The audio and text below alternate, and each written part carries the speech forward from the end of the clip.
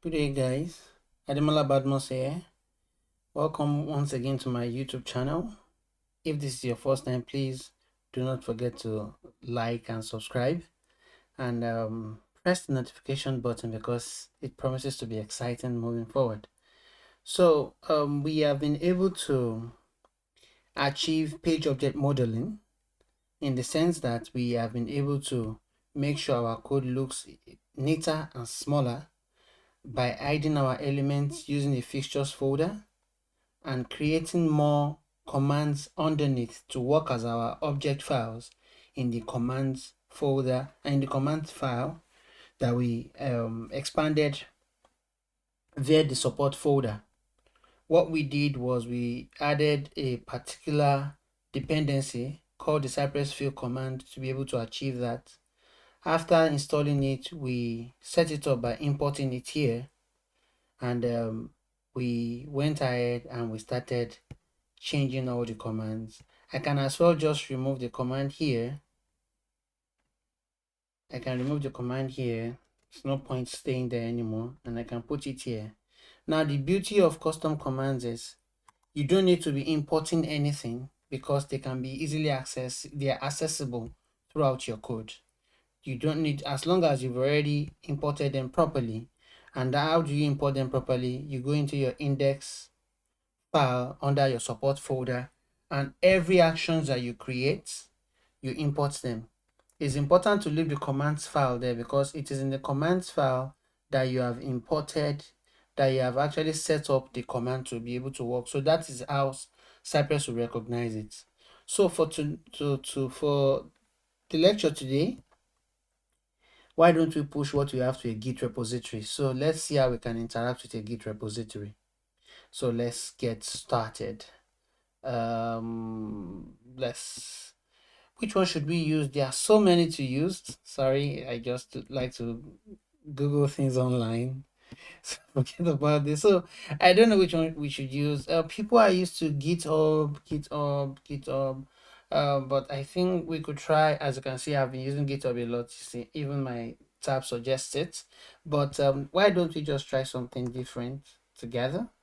Maybe GitLab, or should we just stick to GitHub? Okay, this is the idea. We are going to use GitHub, quite all right. But in the next series, because this will be the end of the series for us, in the next series, we are going to use GitLab, and we are going to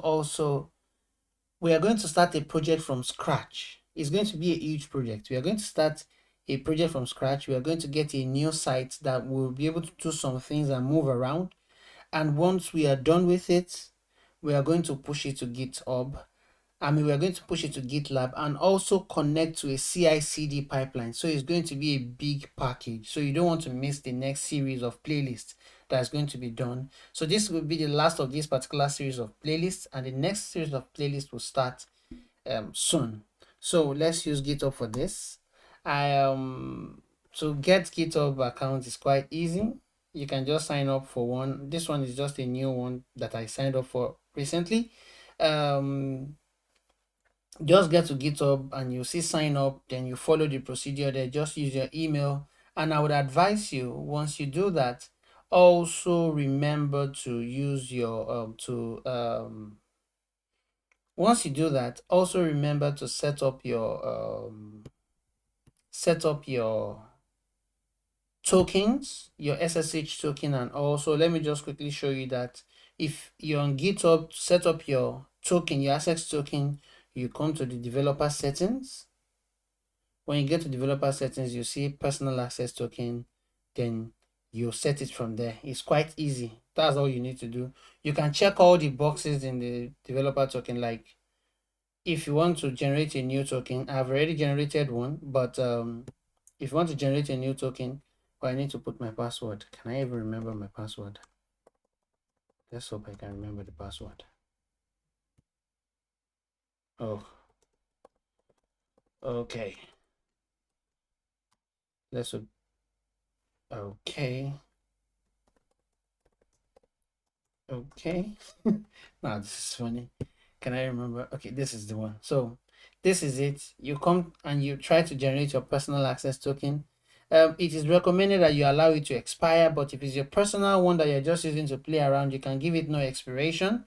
You understand? You know that you're not putting anything serious on it. So even if it is hacked, there's nothing serious on it. So you might not mind. Then you can also check all these scopes so that your personal access token, what does the personal access token bring to play? What it brings to play is a form of security so that someone cannot get on your system and push codes you did not authorize, because at the point of pushing, the person will be asked for the personal access token. So without it, that person cannot push. Does that make sense? So with that, you can do that. Then there's another thing that you can also do apart from the personal access token. The personal access token actually works with HTTP addresses. Then if you're going to be using the SSH addresses, you need the SSH key. That too is very it's quite it's not that straightforward, but I think when we want to do the big project, I will do the SSH part of things. That's a promise. But I just want to show you the authentication that you will need to do. I have done it before, so let us try to push our codes there. So in order to push your code, you can come here and click on new repository, or if you're on your profiles page, you can also click repositories and you can click new. If you're here, you can either click new or you click at anywhere you are. The easiest way is anywhere you're on your page, just click this plus button and click new repository. So you give the repository a name. So our first YouTube class, let's just call it first YouTube. Let's just call it CY first YouTube. It's CY first YouTube. And this one is in JavaScript. Remember, we said we are still going to do everything in TypeScript as well. So this is JavaScript. You can, if you make it private, what that means is only people you give access to will be able to access your repository. But if you make it public, it means if I give you the URL to this particular, if I give you the address to this particular repository, you can have access to it. Anybody that has the URL can have access to it. That's why it is, that's the difference between public and private. So you can add a readme file. What is a readme file? A readme file, in simple terms, is your user manual to your project. It basically defines what runs in your project, how your project can be installed, how it can be used, and all that. We would not add a readme file. I would prefer to show you how to add a readme file from your code. Then the Git Ignore file, you see, there are some parts of your code that are not necessary when it comes to pushing to the repository, and this is why. Some of them are not necessary because they provide sensitive information which you don't want to get across into your repository, especially when your repository is public. Then again, there are some of it that are actually not going to be relevant, like your node modules folder. It won't be relevant. Why won't it be relevant? Because there's already, you remember during installation, I told you that you install into a package.json file. So your package.json file and your package lock.json file are enough information for someone to use to install your code, because they will just need to run just a single line npm install. If you remember, I mentioned it in the previous videos. Npm install will use the package.json to install. npm ci will use the package lock.json to install. And I did mention that in the npm install, if there is a newer version or it can't find the version that you were trying to install, it might skip it without returning an error. Without it will return an error that something was not found, but it will complete installation.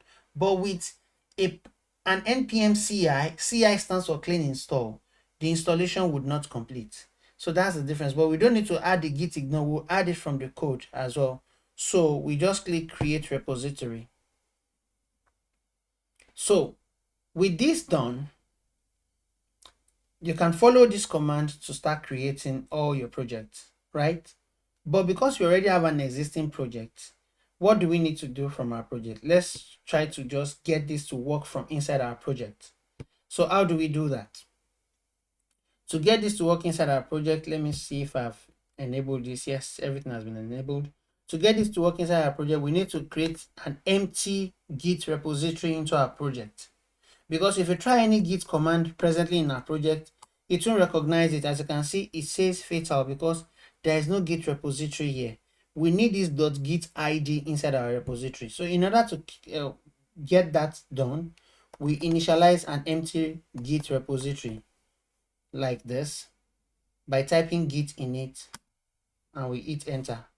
As you can see, it has added a new title for us, and that's indicating that we are in the master branch. I will discuss branches in a more informed sense later on. Maybe I can do a supporting video to this to discuss more on Git, but I just want to show you how you push. So now we can basically just follow the instructions here. So there's not so much to it. So we just need to copy this. When we copy this, the action we are taking right now is we are adding this particular remote repository, like the repository we created in this account, we are adding it to our project. So we are adding it to our project, and with that done, we've added it to our project. But we haven't added every file that we have created into what we just added to our project. Because what it means is adding this to our project means that we have connected our local project to this particular place.